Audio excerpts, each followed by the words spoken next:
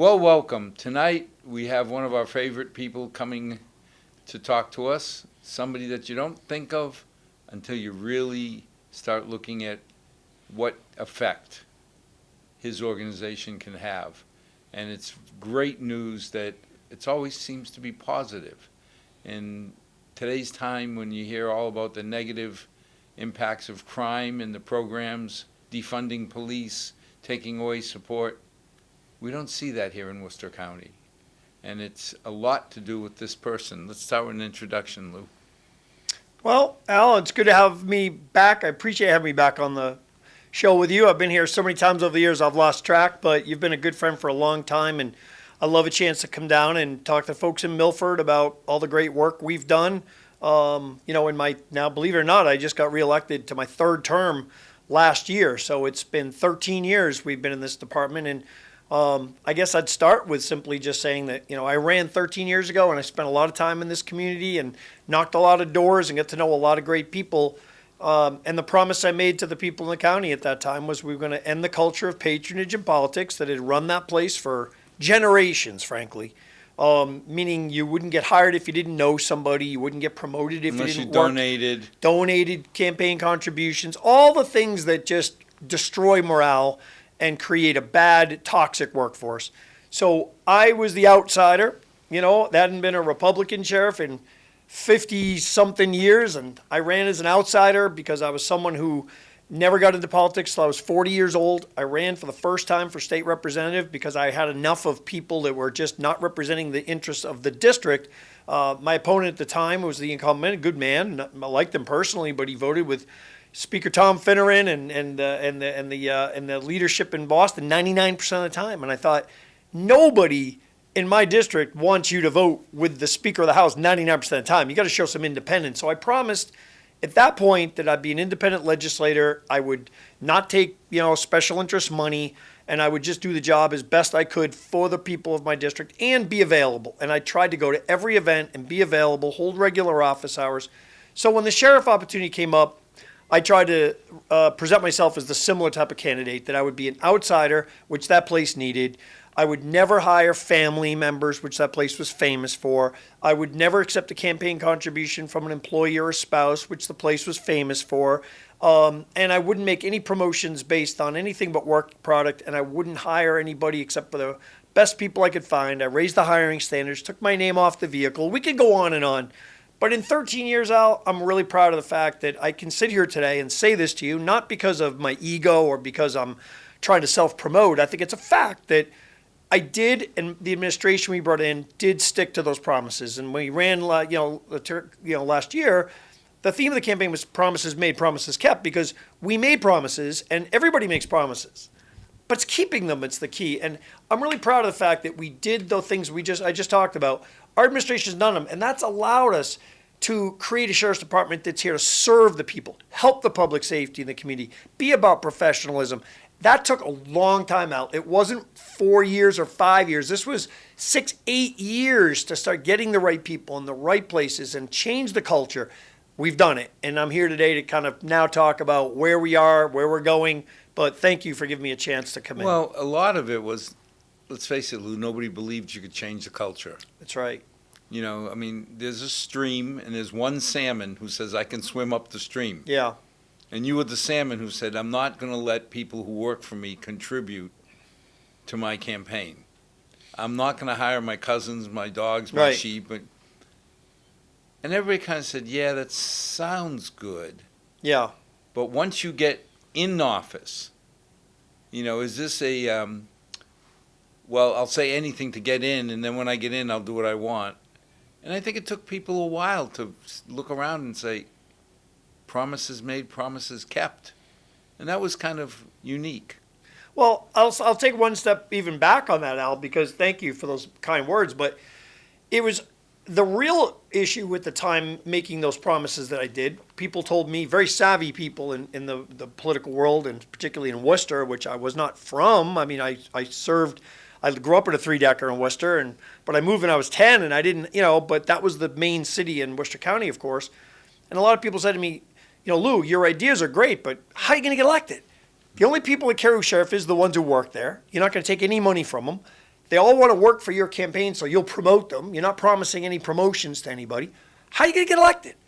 And I remember thinking, that's a good point, but I believe that the people of Worcester County are ready for a new message, somebody that's going to clean the mess up, not be part of it. So I put my faith in the people, and candidly, I got elected overwhelmingly the first time, and I ran against a very competent, good man, Tom Foley, who was the Colonel of State Police.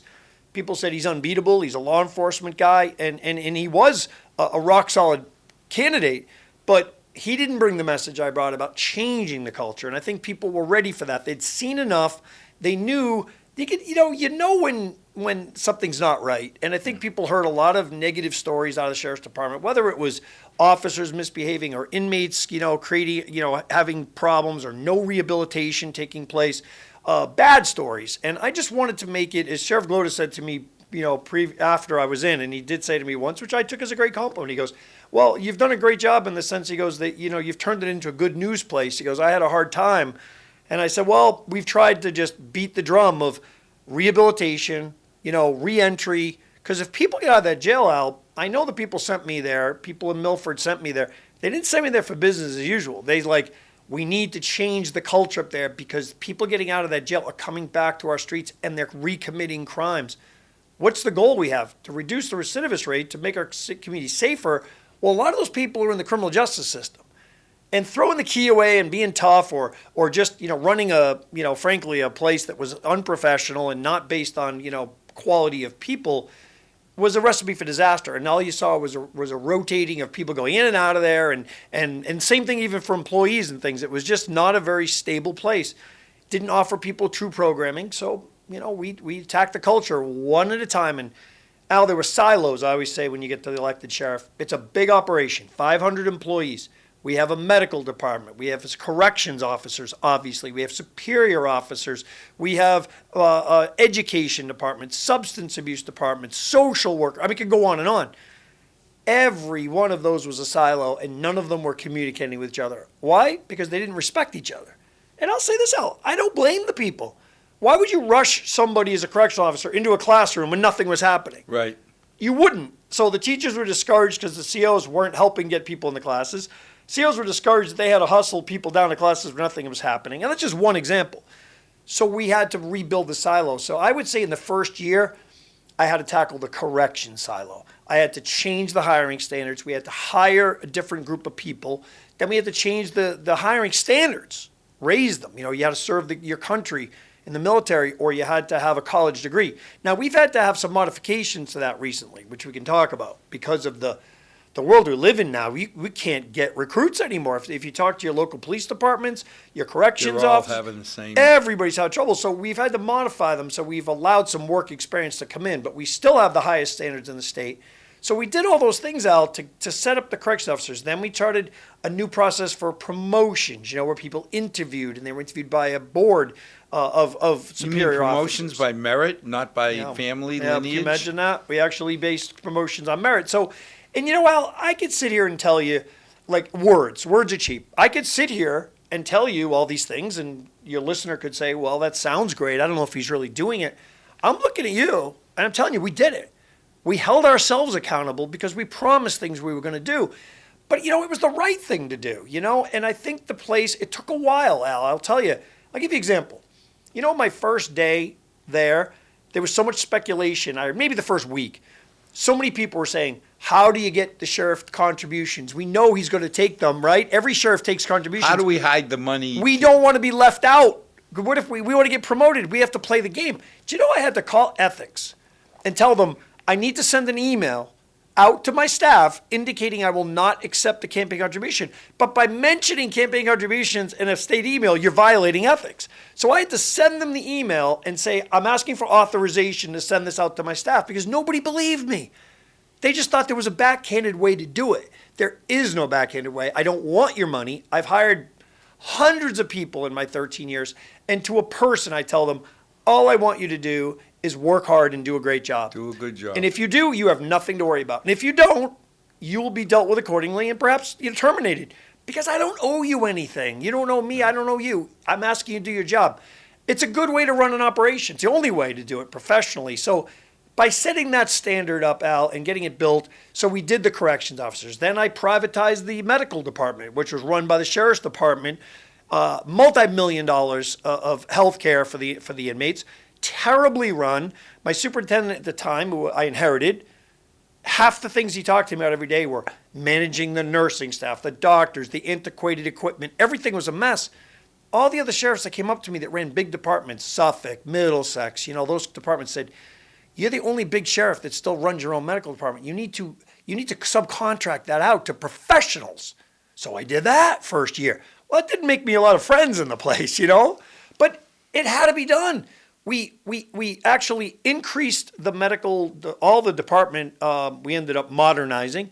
Our equipment was modernized. We capped our liability. We offered better services. So for less money, it was a home run, but it was challenging. So there's an example. So you straighten out the medical, takes a year. Your correction staff takes a year. The education department. I've been through 3 different education directors before I found the right one to kind of establish the right type of programming we have. And I could go on, but you get the point of where I'm going with this. That it was a long process, and why sheriff is such a fabulous job, because you're really integrated into the community. I got 60 towns. I spent a lot of time in Milford, actually, over at that senior center all the time. Restaurants, I come down here all the time. I enjoy Milford. It's a great community. Great relationships with the local police department.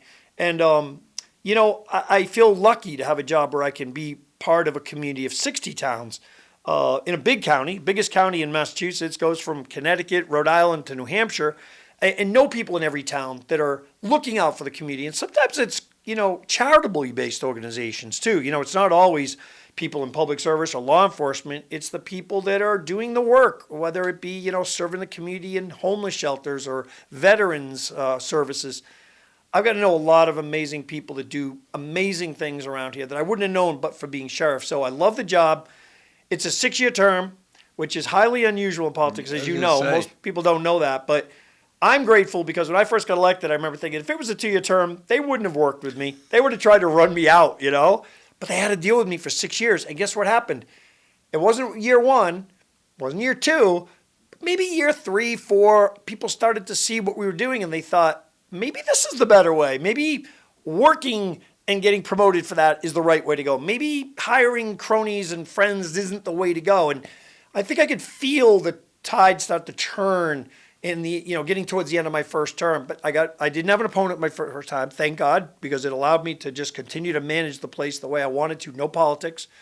So I was really grateful. And by that point, I had a good time to reset the entire operation the way we wanted it, the vision we had, which was the promise of running a professional organization. So here we are now, and we've come a long way. Well, you're in a time period that has not the best support from a lot of people. You know, when you think of the support for the police force, and as I mentioned before, I'm always amazed when they get surprised that crime goes up after they've taken resources away from the police, after they've demoralized our officers.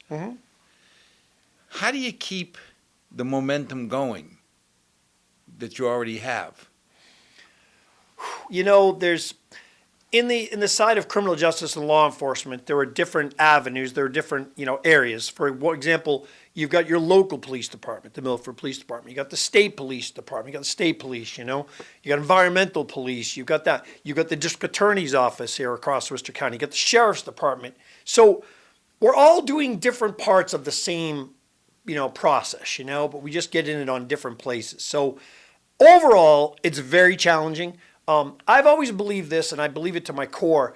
I understand the issues that have been involved in criminal justice, and they've changed a lot in my time as sheriff. I will tell you, the issues we're talking about today, we weren't talking about 12 years ago. And some of that is positive, we certainly could do better, and there are many parts of this country, I think, that have had injustices, and we've seen those. I don't hide from those. I don't deny them. But what I do take exception to is people that throw us into that national idea, that they treat us like over-incarceration and we need to decarcerate. There's a word, decarcerate. I only learned it recently. Where are these people? What planet are they living on here in Massachusetts? I mean, we are the least lowest incarcerated state in the country. And if we're not the lowest, we're like in the top 3, okay? We have progressive programming for inmates here. We have progressive police departments here. We have community policing. So I look around the community. There's some rogue officers here and there. Of course there are. But overall, we have a very good policing department here. And we have a great prosecuting office in the DA's office with Joe Early. And we have a sheriff's department that truly tries to rehabilitate those that can be rehabilitated. And we can talk about that. So it's challenging times. And I don't think there's a lot of loud voices out there that want you to think they're the majority. They're not. And I always remind everybody, all our corrections officers that are out there every day driving around, transportation, inmates, there's a lot of respect in this community for what you do. Don't forget it. I can't tell you how many times I check out with this shirt on. I might be at a supermarket, or a store somewhere, and people will say, "You work for the sheriff?" I say, "Well, I'm actually the sheriff." They say, "Well, thank you, and thank your officers for all they do." I think that's the majority of people. I think there's a loud contingent out there. The media loves to feed into it. It's negative, negative, negative, and they love to build everything up and to be like one example, and they make that to be the entire department. It's not true. It's particularly not true in Worcester County, and that's why when you asked me that question, my answer would be, we can deal with Worcester County, and Worcester County is a place where there's a lot of positivity in relationships between law enforcement and the community, and I'll finish in this section and answer this. Just last week was National Night Out. It's the most famous night for law enforcement in the United States. It's the first Tuesday of the month of August. I've gone to every year I've been sheriff, including before when I campaigned, I ran into some of them. It's a night where the community comes together, celebrating their joint, relationship, building on that. So I spent that night, I go to the first departments that invited me. So that night I was in Worcester, and I was in Southbridge, and I was in Sturbridge, and I was in Grafton, and usually I end up going to Shrewsbury, and I end up going to Webster, which was last night, but they postponed it because of the weather. So they're all over, and those are special events. Worcester, for example, hadn't had one since COVID. Well, it was the sheriff's department who was actually the co-host of that event with the police department and with the district attorney's office. You should have seen the community outpouring. It was at Fuller Park. There were so many kids there. There were games. There were the mounted police unit for the city of Worcester is housed by the Worcester County Sheriff's Office. They were there. You have kids walking up to the police officers, talking about their horses, what are their names. And that's just an example of these are the type of relationships we have, I see all over Worcester County. So when people get negative about law enforcement and being the enemy or not looking out for the community, I don't think anything could be further from the truth. What I see a community that looks out for each other, that cares for each other, that wants to do well and keep our community safe. Who wants to live in a community where you don't want to send your kids to the schools? You don't want to have your kids walking around the neighborhoods. You don't want to open a business because, it's not safe. Nobody. And I think we understand how you do that. You don't do it by defunding police departments, by demonizing police departments. You do it by working together to get the police department that you want in your community. I think a lot of it is you sell more newspapers when That's you focus on the 1% Yep. of police officers that aren't optimum. Yep. But I don't know of any group of people that doesn't have 1-2% issues. Right. I look and it kills me because what I read in the paper, Minnesota, Portland, it's all the negative. Right. I don't know how the police chief there stays sane because, Yeah. maybe there's a few percent of people who go too far, Mm-hmm. but there's 90% who don't, and you never see them focusing on that. But what I worry about, it must be harder for you to hire than when you started because you raised the bar on the education, you raised the bar on the experience, and now you got to deal with the fact that people read the New York Times. Mm-hmm. Even the Globe talks about all of Massachusetts, not just Worcester County. That's right. And that's got to spill over to how many people, I got to admit, I admire the police officers because when there's problems, I'm running this way. That's right. They're running that way. And the only way I get the right to run this way is because they're stepping up and taking the bullets. That's right.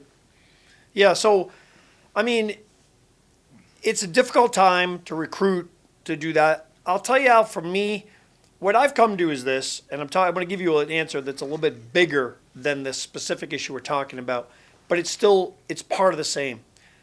I've watched this very closely in my life. I've been in an elected office now for 20 years. So I spent the majority of my career outside of public. You know, I was in private sector and didn't run for office till I was 40, like I mentioned earlier. But I've noticed, particularly since I've been in public office, and the discourse and the media coverage.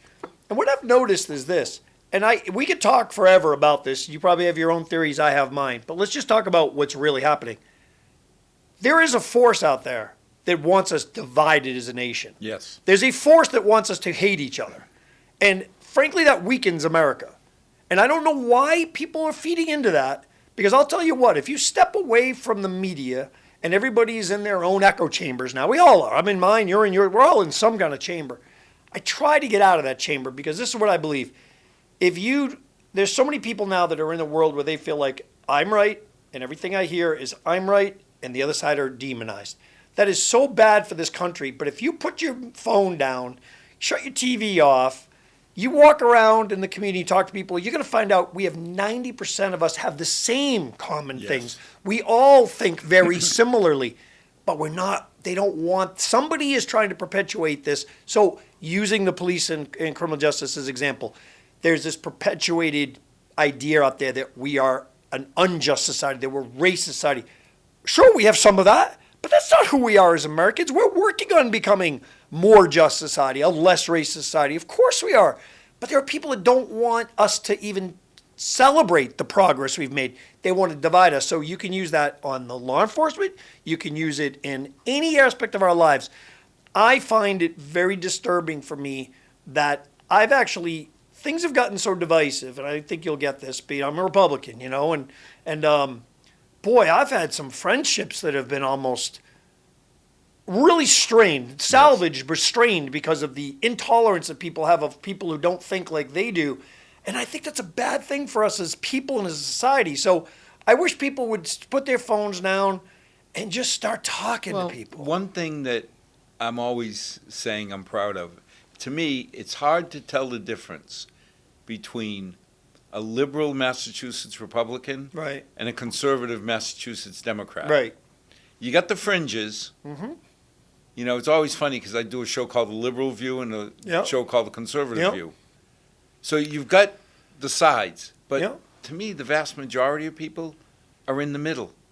And when it really comes down to it, I want a good education for my children. I want a safe place to bring up my family. Mm-hmm. You know, the core values. Right. And when people start complaining about Milford or on a macro view, the United States, yes, it's a terrible place. It's horrible. Everything's wrong. Where else would you rather be? You know, when people say we pay too much in taxes in Milford. Yes, we do. Any amount is too much. But pick a town around you. Pick a country around you. And if you really believe it, what are you doing here? You know, to me, I've had the privilege of going all over the world. Mm-hmm. I live here because I believe in the American way. I believe in what are the core values. You know, in Milford, yeah, could be better. But I look around all the towns. There's no town I'd rather live in. So it's hard when, like you say, a lot of times people forget that you got to look at what you can do to help. You got to look at all the good things going on. Right. And yes, the law enforcement is an easy target. Right. So when you find the 1% that's a problem, you publish the heck out of it and sell papers. That's right. But at the end of the day, if something is happening and I need help, I certainly want my police officers to come to my rescue. Well, I just think that's the majority of people feel that way. I find that people who live in the highest crime areas need the most policing, Now, as I said, policing isn't perfect, and we can work on training. We can do different things to make sure that certain techniques are used appropriately and those that can be abused are not abused and hold people accountable. It's another thing. It's very difficult to hold people accountable with the way we have things structured, too. I'll give you an example. You have an officer that goes rogue. Try getting rid of that officer. Next thing you know, they'll go to arbitration and they are able to get reinstated. So it's not as simple as it looks. We have the same issue here when I run the sheriff's department. department, if I've had certain officers that have behaved poorly or should have been reprimanded, it's taken me a long time to have a structure in place where we can hold them accountable and go to arbitration and win, because there were so many past practices of non-enforcement of any discipline. I remember a guy my first year, he didn't show up to work for like weeks without a sick note, so we suspended him. The arbitrator reinstated him with pay because he didn't have notice that he was supposed to bring a note based on the past practices. Now, I'm only telling you a story because there's a lot of issues that are not as simple to deal with as well. So the reality is, overwhelmingly police forces, overwhelmingly American people are good people and they care about each other. But there's a divisiveness going on in America now, and we have to wake up to it sooner or later. And I'll just say this before you call one thing. You said about the moderate Republicans and the conservative Democrats. I totally agree. And that is the majority of people. But unfortunately, it seems like the world we live in, particularly in national politics, it's the fringes now who are because remember, we have primaries. So to win a primary now as a Democrat, you're many times lining up as the most progressive. And as a Republican, you may be lining up as the most conservative, whatever. So you end up with candidates that aren't necessarily reflective of the middle where all of us are. So you have to choose. And I feel like we're losing that sort of middle ground. And I'm not sure why, because we are the majority of the people in this country, but we better start having our voices heard. Because conservative, middle of the road, liberal, middle of the road, doesn't sell newspapers. I guess. And we read about the problems of all the immigrants coming in. Is that affecting your operation? We have some people who are incarcerated at our place that are illegal immigrants. And, I do work with ICE when it comes to issues like that to make sure that they have knowledge of who we have in our facility. And if they have an interest in detaining them, I want to dispel any myths you get out here. There are some people that like to say that, we should abolish ICE or ICE shouldn't exist anymore. I worked with ICE for many years, and frankly, they don't have the resources to go around communities and round people up and all these things people say. They are simply there to make sure that people who are hardened criminals, and they've changed some of the regulations, presidential decrees, and particularly Obama and Biden did change some of the enforcement. Now they have to have a felony conviction or 3 misdemeanors before you can be eligible for deportation, which I find the average American might not particularly agree with. And nobody's been impacted any more than the town of Milford has, as we know, historically, with Matthew Denise and that terrible tragedy. So we do have that issue as well. But I think nationally, sure, we know that I don't demonize people that come here for a better life. I don't demonize them, Al. But I also understand there's a process that needs to be undergone and that there is a criminal element that's involved in this. And if you don't believe me, I've been to the border twice. Talk to border officials who will tell you that it's the Mexican cartels that are now human trafficking. You don't get across that border unless you've paid them or provided other services to them. It's a very unfortunate situation. So let's not pretend that the cartels aren't really taking control of our borders. Let's don't pretend that there aren't criminal elements sneaking through. Let's not try to demonize and say everyone who comes here is a criminal or a felon. No, not at all. But it's a broken system. It's a broken system. And we're seeing some of it in our criminal justice system, of course. Certain gangs, cartels have come in, infiltrated this country for drug trafficking and things like that. So I think we just need a common sense approach to it. But our jail has been in touch just like anyone. And frankly, the situation is getting more difficult, more challenging by the day here in Massachusetts. I'm sure you've been paying close attention to State of emergency.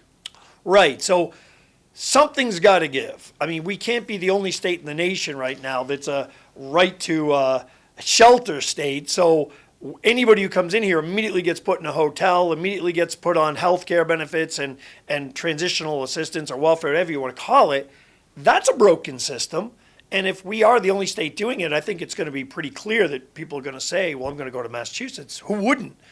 That is not a way to deal with this situation. We have a shortage of employees. I think we all know that. We know a lot of people come here for a better life and want to work hard, but you just can't have open borders and non-enforcement and thousands of people showing up unannounced and creating chaos. Washington is broken. Has not solved this problem. I blame both parties for it. They have played politics with it, and they haven't solved the problem. It's not that hard to solve immigration, you know. It's just you have to want to do it. You secure the border. You pass an expanded immigration reform. Sure, you know, maybe the system's too slow. Speed it up. Maybe we need, I'm just roughing the number. We have 1 million people admitted into this country legally going through the process. Maybe we need 2 million. But you don't have no system Right. and complete lack. I've been to the border, Al. You know what I saw on the border? I'll never forget this. I was in the processing center in what was McAllen, Texas, and there was hundreds and hundreds of people going through that day I was there, and they were separated when they got there by country of origin, and then they were given a piece of paper and they walked out the back door. And I said to the official that was working there for the federal government, I said, "So where are they going?" Where are they going? And he goes, "Well, we're not supposed to tell you this, but they call it a permiso form. It's a permiso form that they have been processed, and they're supposed to take this and report to their local immigration office." And I said, "Well, what percentage of people report?" And he said, "Less than 1%. That's not a functioning That's not a system. It's a failure. And you know, I have sympathy for people who come to this country. My grandfather came here in 39. Yep. He did it legally. He left his family in Portugal. He worked as hard as he could. He spent nothing Yep. because he sent back every penny he could to take care of his 3 daughters and his wife. Right.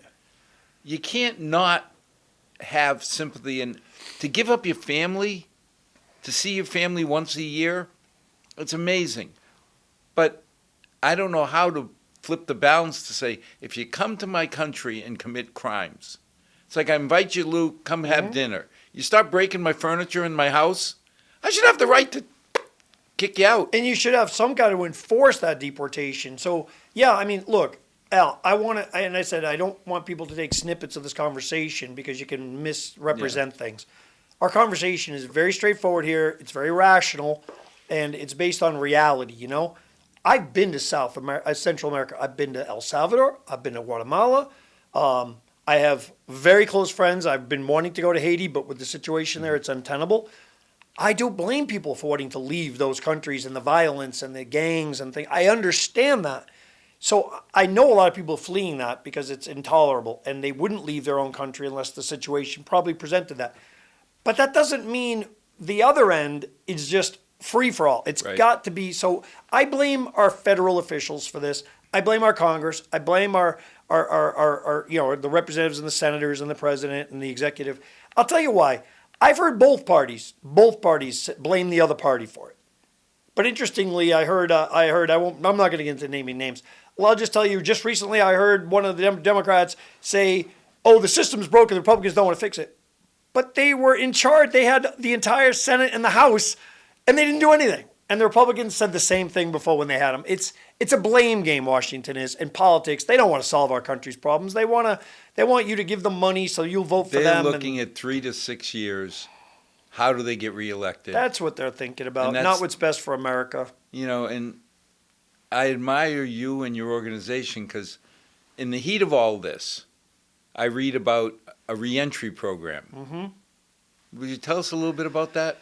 Yeah, so Al, these are the things that I'm really proud of as sheriff, you know. So back to the nuts and bolts of what we do as the sheriff's department. And I got to say first and foremost that everything I say about what we do, I use the word we because it's a department. And I am blessed to have the most extraordinary team around me, from my superintendent, my assistant superintendents, my deputies, captains, lieutenants, sergeants, and right down to my correctional officers, and then all the civilians that work there. They are dedicated people. They don't do it for the money. Believe me, they don't do it for the money. But they do it to help people. Really, in the end of the day, they're helping either people who are incarcerated or helping the community be a safer place. So they're all in it for the right reasons. And what I noticed when I came in was, besides everything that was in disarray, when I started getting the departments working well, I realized that there was no after-incarceration support. There was none. You walked out that door. Believe it or not, Al, I still to this day do it, but the answers are much better than they were 10 years ago. We have a long driveway at the Worcester County Jail and House of Correction, and I mean like a quarter mile. And there's a guard shack, and then the officers that are out there to make sure that you're the checkpoint, and then you walk out. But if you're released, we don't detain you. We have no ability. Once you've served your sentence, you walk out that door, you're done. You can do whatever whatever you're inclined to do because you're free. So I always ask people when if they walk out, hey, where are you going? How was it in there? Did they help you find a place to go? Now I hear, I got my girlfriend's coming to get me. I don't want to wait here. I'm getting out. She's coming now. Do you have a place to go? Yeah, I have a place to go. If he helped set you up with medical, whatever. Yep. Before, I'd be like, I don't know. Nobody talked to me. I'm leaving. I don't have a ride. Like, oh my God, right? But before, when your sentence was up, Yep. bye, shoo, go away. Right. And you say, okay, I've been fortunate, blessed that I've never worried about my family getting a meal tonight. I've never worried about me keeping a house Yep. over their heads. Yep. And when I see, was a program you put in to teach inmates how to be vehicle or car mechanics? RV. Yeah. And I sit there and say, okay, so now you're not just saying get out, shoo. Here's a skill that you've earned the right in the county jail to participate in, and you got a chance at making a living. That to me is fantastic. Well, what we try to do is this. It's like we get people come into our, facility. And let's be honest, they're not sentencing most people to prison anymore.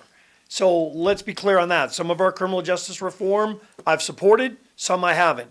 I would say some of the bail reform I've supported, but some people should be incarcerated, but they're not. Or some people should be arrested and they're not. There's been a lot happen since COVID. The world's changed. But back to the core mission. From day one, we've wanted the place to be somewhere where you go, you're given a chance to rehabilitate yourself. There's only two people in our prison for the most part. They're pretrial and sentenced. Pretrial are people who are waiting trial. They're in the jail. They might be a murder rapist, a sex offender. They could be a lower level criminal that's been held because there are multiple offenses, whatever it is, and they're on a bail. They're awaiting trial. We work with them as best we can as well. But we really focus a lot of energy on the sentenced population. These are people under 2.5 years. They go before a judge, they're sentenced. If beyond that, they'll go to state prison. If they come back to county prison, so there's a lot of serious offenders in our jail, but they're in the jail. When they get sentenced, they're usually non-felony offenders, but they can be hardcore career criminals. We try to reach those people. We try to give them a chance to change their ways. Now, look, Al, I can't tell you everybody wants to change their ways. I've had people in my jail 10 times and they still don't get it. I've had people spend a day there and they're like, what can I do so I never come back here again? So we have to wait for that moment, but we can't change them if we don't have the right people in place to do it. So our corrections officers are highly trained to work with people. I'll give you an example. Simplest thing I can tell you about a correctional officer. You're trained, you're a psychiatrist, you're a psychologist, you're trained in some medical emergency responses. You're trained on firearms. You're trained on many aspects of correction, but one of the biggest is de-escalation. I mean, anybody can escalate. A jail is a stressful place. People can easily go from 0 to 60. I mean, many of these people have had substance problems. 80, 85%. Mental health problems, over 59%. These people have had a lot of problems in life. They easily can escalate. We train our officers to be calm, to de-escalate a situation, okay? So when we do that, we then try to reach these folks and give them a chance, but it's the programming we've built. So you just mentioned one. Ronald Reagan once said the best social program is a job. And that is my absolute belief, that you can put people in any programs you want, in the federal government, the state, dependency benefits, all these things, and that's a good safety net for some people. But there's no dignity when it comes to dependence on government, no dignity on dependence on substances. So I've tried to reach, because inmates have told me that, Sheriff, you gave me a chance to find dignity in my life. Some with the inmate work crews, they go out, they feel gratitude in the community for doing community service, or they got a chance for work or training. So we have so many programs, and the RV program, which you mentioned, I appreciate. That was a national company that came to us and said, Sheriff, we can't build RVs. We don't have enough trained people to do it. We got a backlog. I didn't know this because I'm not an RV guy. They have a backlog of close to 5 years if you want to order an RV right now. You can't find them. No, used you can, but a new RV. So they came to us. They said, we'll train your inmates for free. And we'll bring in high-tech equipment to teach them to be, basically RV mechanics, RV technicians. So they brought in a course. So now we're training people inside our jail. The last class we had like 8 or 9 people in it. These folks are getting ready for reentry. They got $30 to $40 jobs waiting for them right out of the gate. Now we also, just to talk about some other things, this is like I'm going off on a little tangent because I like this tangent about what we can use in the community for resources to help people. Well, we have Worcester State comes in and teaches financial literacy to inmates that want to take financial literacy. Now, I'll bet you right now there's kids graduating from high schools, probably colleges. They've never been taught financial literacy. They don't know about how to balance a checkbook. They don't know how to invest for their future. They don't understand the time value of money. There's a lot of things that you need to understand to be successful that you don't get taught. So we teach financial literacy. Worcester State comes in and provides that program. We had Anna Maria come in and teach a music program, a very therapeutic music program with inmates so they would participate in this program, write their own music, put on a concert. Quinsigamond Community, I'm rattling these off. Each of those could be a whole show. Quinsigamond Community College, they teach culinary program. We bought a culinary, the entire Salter School, which is in West Boylston. Went out of business. We bought the entire kitchen, probably $100,000 worth of equipment for $5,000, retrofitted the jail into a modern kitchen. Quinsigamond Community College teaches 4 certificates on serve safe and other skills to be a restaurant worker. You can get a job the minute you leave. They're calling us every day. We try to provide these opportunities. Clark University comes in and teaches an entrepreneurship program, but guys are ready to go out. They want to open their own barber shop. They want to start a food truck. These are incredible things, Al. Look, you don't want to behave. You're not going to get coddled. You don't participate in this program, well, you're out. We're here for those who really are serious about turning their life around. And then it's the after incarceration thing that you're asking me about. Well, once you get out, where do you go? What if things fall off the wagon? What if you start falling into substances again, or you lose your place to live, or you lose your job? What do you do? We emulated Hampden County. They had a very big budget. They had an after incarceration support center. I went there and visited it.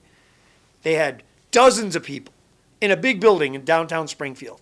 They had service agencies come and work with them. And I thought, we're going to do this. So we are very blessed now. Fast forward 8 years it took us. We got DCAM to help us fund it. And we retrofitted the WCIS old bank building, Bank of America building in downtown Worcester. It is now state-of-the-art reentry center for inmates and a diversionary center. So I'll explain to you what happens in that center. And we have one in Webster and we have one in Fitchburg. So people from the Milford District Court, we work very closely with Judge Eustace over here in the District Court. He loves our Webster Center. We offer transportation for people who are in his program. If they could go to prison, he will say, I'm going to give you another chance. You're not a violent offender. You have drug and substance problems. I'm going to let you go visit the sheriff. Probation department will monitor it. They'll send them to us. We'll drug test them daily, but we'll offer them opportunities on education, resume writing, mental health treatment, whatever they need to succeed. And we give transportation to people. There's an example of something we do with Judge Eustace down here with the Milford Court. But in Worcester, we turned it into a huge diversion center. It's a community center. It's right on the walk-in off the street. I tell anybody, you need help, walk in, we'll help you. You know, predominantly for people in the criminal justice system, but anybody who needs help, you don't have a job, we'll help you find a job. Our team is so active now, we're going out in the community, attending meetings, letting people know what they're there to help them. And we have a team that diverts people. So if the judge wants to divert you from prison, you're on probation, you will go to our center and you'll be monitored daily. Or you could be released and come there after incarceration to make sure you don't go back. So it's complicated. It's the future of incarceration now, and I'll finish my piece on this. Do you know to incarcerate someone in jail for a year, it costs almost the same as going to Harvard University. It's probably $60,000, $70,000 a year to be housed at the Worcester County Jail and House of Correction. And we have the lowest cost per inmate in the state because my budget's not very good. So my cost is the lowest. So in my opinion, we do the best job for the least money.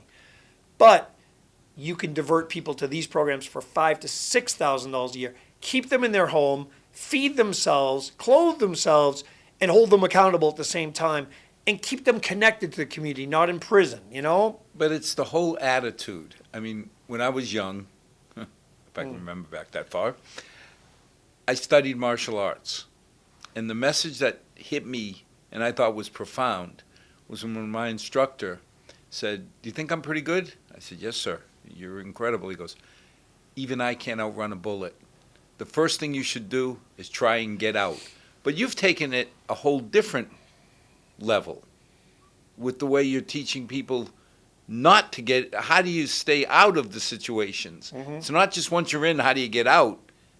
I was amazed when I heard a lot of your training is environmental awareness or... Well, what we do, that's a separate program now. We have that. You mentioned this earlier, and I'm glad you did. There was a very, terrible tragedy that happened, and it happened to be in my old state rep district, so I was, particularly sensitive to it because it was, I grew up in Holden and Worcester, but my old state rep district included the town of Princeton, and there was a young woman, Vanessa Marcotte, who was brutally murdered, came home from New York. She was 28 years old, 27 years old. My daughters were similar ages.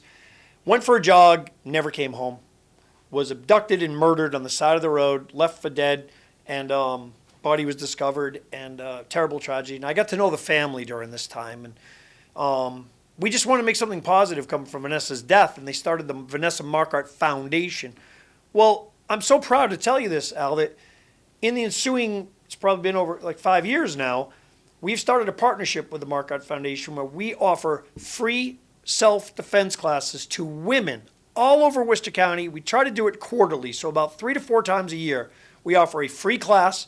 We have one next week in Gardner, so we go regularly around the county, and we offer free self-defense classes for women. It's a one-night program. It's the first hour is about teaching self-awareness, and then the next 2 hours usually are about the hand-to-hand self-defense. I'm going to tell you a little bit about it, but I wanted to mention this most important part for me personally. Not only was I proud to be a sheriff of a department that was actually committed to helping save people's lives, women particularly, who are unfortunately, statistically, far more likely to be attacked than men. So we gear this program to women, okay? And it's women from, we've had high school kids to seniors go. I mean, it's not for any particular age group. Any woman can be, put in that situation. But what's amazing about this program was we had our training staff train our officers to do the presentations. And it was very quickly, it was the women correctional officers that said, we want this program. We're going to do it. So it's taught by women correctional officers. We have an average of about 8 that go out. We limit the amount of people that can sign up because we want you to get really hand-to-hand defense tactics. I will tell you this, Al. I don't call this a self-defense per se class because that could take months or years, self-defense. It's a survival class. And I will tell you the reviews have been incredible. Women will come, and when they leave that night, 2-3 hours later, they will know 2 things, if nothing else. Number 1 is how to be better aware of your situation. Because if you're aware of what's going on around you, you've already automatically reduced the likelihood of being in a bad situation by, probably 50 to 70%. In other words, don't put 2 earbuds on. See, that amazes when you're me. walking down the street or running, right? Something as simple as wear one earbud and have one ear listening for... Always. So, these are the simple things that we teach. So, example, when you park your car, you go to a grocery store, you go to a mall, park in a lighted area, park where other cars are, things like that. When you go back to your car, look around, see if there's anyone near you. Because these are things that if someone's not within 20 feet of you and you get your car, you're probably going to be able to get in and lock it. But if someone's 5 feet behind you, be aware of it. Don't be unaware. So we teach awareness. That's critical. But then we actually teach the actual hand-to-hand. So we show people if someone comes up behind you, how do you twist and appropriately break the grip? If someone puts their hands around you, there's a V-shape break that you can break someone's grip. We teach all these things to folks, and we do it hand-to-hand. So that's when you were talking to me about it. We want to prevent people from even being in the situation of a dangerous situation. But if you are, we want to give you some tools to survive it because we just want you to survive. Right. Get out of there and survive. So it's an amazing program. It's one of those things we do as the Sheriff's Department, free of charge. We do it with the Marcotte Foundation, and we do it regularly, and I assure you we'll have one coming down to Milford. But it's amazing because some of the issues, when you say survive, I see the COAT program you do. Mm-hmm. To me, that's a survival activity. Sure. Because we've seen people, one night we were at the high school, and this mother came with her 2 children, and the kids had sweaters on. It was freezing and snowing out. Yeah. Now, luckily, again, I'm jaundiced in my view, but people like Lisa Kincaid, who at 9:30 at night made sure we could get into the coat locker Mhm. to get these kids coats Mhm. and even their mother a coat. Because we asked her, don't you have a coat? She goes, no, I spent all my money buying sweaters for the kids. Mhm. But I see the towns you go to on your Oh, coat yeah. drive. Mhm. That can make the difference of somebody surviving. Yeah, Al, again, this is like a separate entity we have called the Reserve Deputy Sheriff Association. It's a charity. I'm blessed to have it. We transformed it. When I got in elected office, it existed. There was a few hundred members, and they did a couple of events. They had one place that collected coats, a couple hundred, small senior picnic, things like that. We took it over. I again didn't make a lot of friends. I made everybody reapply. If your Corey didn't come back right, you were kicked out. Some people didn't like that. I'm sorry. We also asked everybody with their badges and their paraphernalia to please retire it. This is not what this is about. This is a charity organization for people that want to make our community a better place. And what we focused on with things like the coat drive. And we turned as a couple hundred coats, used coats, since COVID came. We have a board of directors that have actually raised the money. Not a ton. We don't want a lot of money. I don't want to have a lot of money, but I want enough to do this. So maybe $50,000, $60,000. With that money, we've been able to get so many good things, either coats donated or buy coats, put on a senior picnic. We have an organic farm. We distribute organic food to people throughout this Worcester County, whether it be homeless shelters, veteran shelters, senior centers. We do a lot of great things, but the coat drive particularly is close to my heart. You're so right. I can't tell you the amount of people. I remember this one young girl said to me very early on in this coat drive too. She said, "Sheriff, thank you. This is so much more than a coat you just gave me." And I knew what she meant, that it was a sense of dignity and not being cold. And I remember people telling me, Al, that they were going to wear it in their house. And I was like, really? And they were like, yeah, well, I can't afford to heat my house. So we wore it in the house. And I remember thinking, I've never been that cold. I've never been that poor that I couldn't afford that. So I'm grateful that we have so many generous people. And the sheriff has taken the lead on this, and I mean by our Reserve Deputy Department.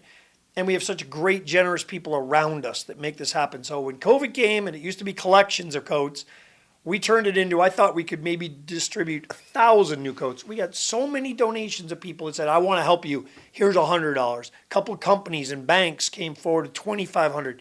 Before we knew it, we had enough to buy 3,500 to 4,000 brand new winter coats distributed for the last 4 years since COVID. So we're going to continue with that program. We distribute all over Worcester County. Unfortunately, the need is sort of greater than what we can meet. So Always is. We jump around. We used to go to the same places every year, but we ran out. So now we'll be there this year. Next year, we're going to go here. We move it around. But it's a really great thing. I'm more apt to feel good about donating $100, Yeah. $10, $1 million, whatever I can afford. Yep. If I don't think it's going to the Lou Evangelidis Vacation Fund. Yeah. When you have a clean program and the Yeah. image is clean Yep. and nobody's worried that it's going to get misappropriated. Well, one thing you're getting at, but I'll tell you exactly what it is I can tell you right now, if you donate $100 to the Worcester County Reserve Deputy Sheriff Association, it's going to go $100 is going to go to the coat drive or help support the senior picnic. No overhead. There's none of that. Some of these charitable organizations you contribute to, and 50% goes to people making hundreds of thousands of dollars. So I always tell everybody, and I don't even know what you can trust for sources anymore, but before I donate a nickel to any charity, I want to check how they're rated. What percentage goes to actually the recipients and not the administration? I was stunned when I got phone calls. Yeah. And you find out that the organization raising money for a local donates 10% or 20% of the dollars you give to the actual organization. That's right. Be very careful especially people that reach. I'll even say this, not only for this, but as a general public safety announcement. Anytime someone reaches out to you, you didn't reach out to them, be very leery of who they are, because there are so many scam artists out there. They know more about you than you probably know about yourself. Always ask yourself, if that phone rings, are they returning the call or are they calling you cold? If you get an email from someone, is it a return email or is it directly to you? Because I'll give you the great scam out there now. I'm picking one. There's 100 of them. People will call you, Al, and say, is this Al Crea? To say yes? Yes, it is. And then, they can record your voice that says yes, and they can clean out your bank account, and they got your voice saying take all these withdrawals. But the worst one is, I got your grandson here. he needs $10,000 in bail money. And they're like, what do you mean? Yeah, he was traveling, he got in trouble, he's here now. And then they'll have some young person, sounds like your grandchild for a second, say, Grandpa, I need your help. And then let me talk to them. Nope, you can't. And they're like, oh my God, where do I send the money? This stuff is happening every day, everywhere. And the worst part is it preys upon the elderly, the people Always. who are most vulnerable. Yep. And Al, the seniors that get preyed upon, they're ashamed that they got taken because they figured out they don't want to tell anybody. I have closest friends whose parents were swindled thousands of dollars and they didn't even tell their kids about it because they were ashamed of what they did. It's not their fault. They're being preyed upon by professionals who are savvy and they know what to do. So Well, they're it's also really, picking on people, a lot of them who are home by themselves. that's right. And any attention they get is something they crave. Right. They know what they're doing. So you got to be careful. There's a lot of things going on out there right now. So that's just one of them. But like you said, on charities as well, I'm really proud of our charity organization. We make donations. We try to help those in the community, especially those who have been in the criminal justice. I'll give you an example. I got a call from an organization up in Fitchburg that I love, and the guy had one of the guys, a former inmate, released, and he started an organic farm up there. He didn't have a rototiller. And I said, well, we're going to get our donation. We're going to give you a $500 donation to buy a rototiller. Now they have a rototiller. They're growing organic produce. That guy is less likely to reoffend. Right. He's got other people now in that substance treatment center that are helping him with a farm. They're less likely to reoffend. They're giving back to the community all together. And our charity is somebody people will reach out to and say, can you help us? Well, you mentioned it. It wasn't the coat you gave to the person. Right.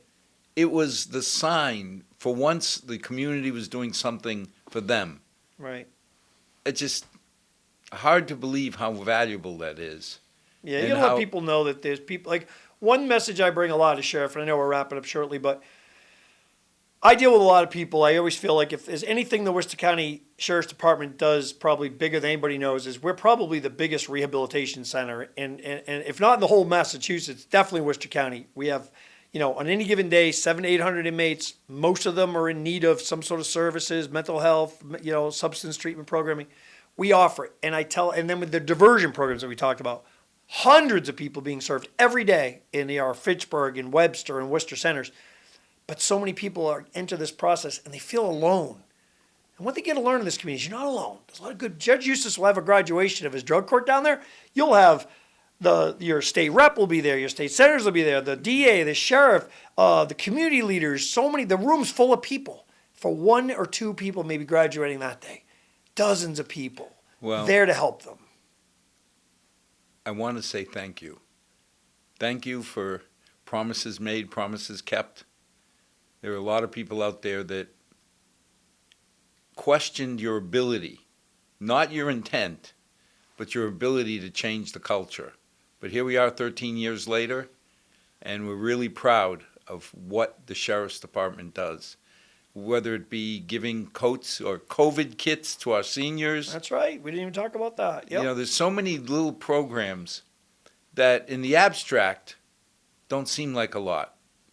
But when you start adding them up, you really had a positive impact on our community. And for that, I say thank you. Well, thank you. It's been the greatest job I've had in my life being Worcester County Sheriff. I get more out of it than I could ever give. I know that because it's blessed to get to know so many people like yourself and others out there in this community who really care and want to make it a better place. And I couldn't, be happier to have this job in this community and be part of it. So thank you. Thank you for continuing.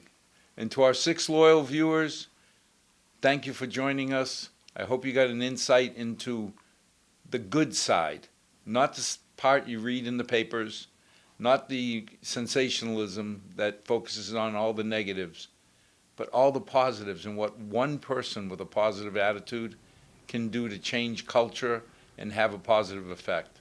So good night. May God bless. May tomorrow be a better day than tonight. Thank you.